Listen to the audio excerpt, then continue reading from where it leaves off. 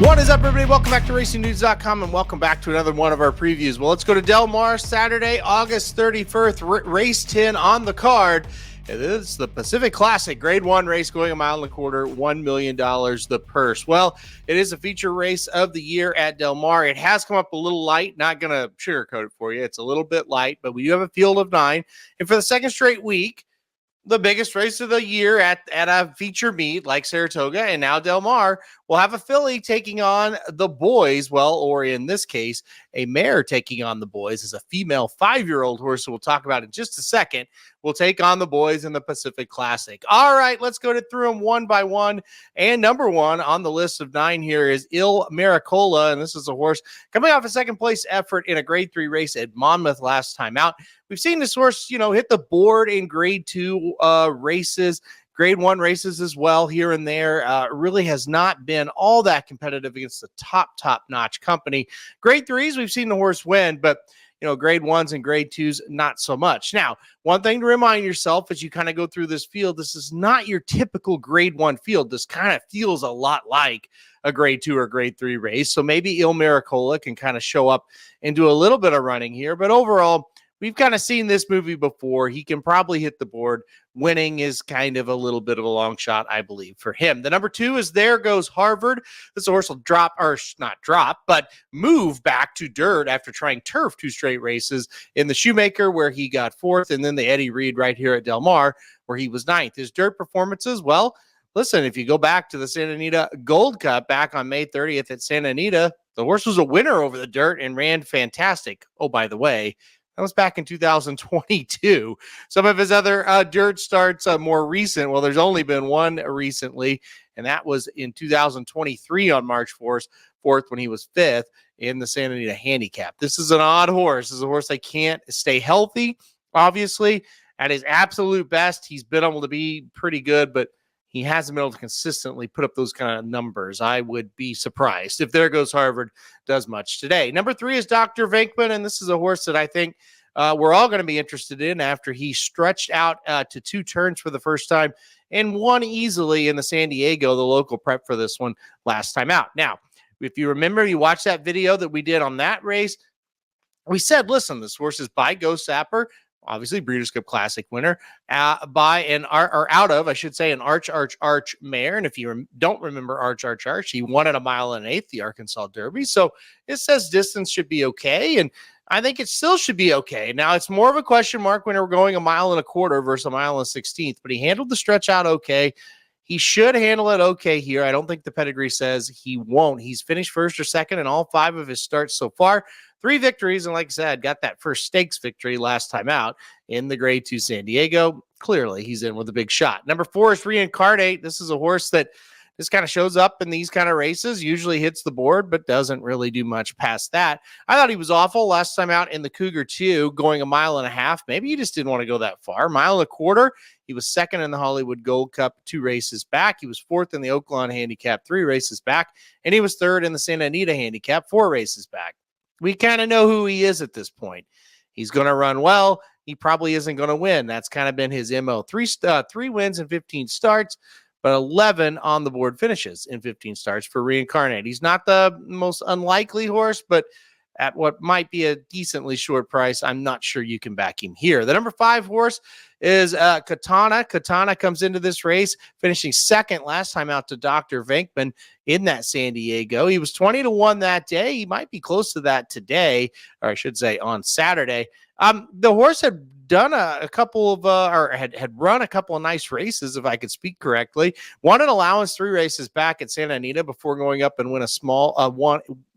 winning a small stakes at Pleasanton 2 races back. So, stepped up in company, ran okay. Never really thought the horse was going to win, but did run a very good race. And there might be, crazier long shots to play here. O'Neill's got this horse running pretty well. 2nd off the layoff as well. You might see some improvement. So there's a little bit to like about the number 5. Number 6 is Full Serrano. And Full Serrano kind of feels like the John Sadler Aronis Racing horse, as my buddy Magic said to me earlier today. Kind of feels like that weird Sadler horse that jumps up and wins. Why would I call this horse weird?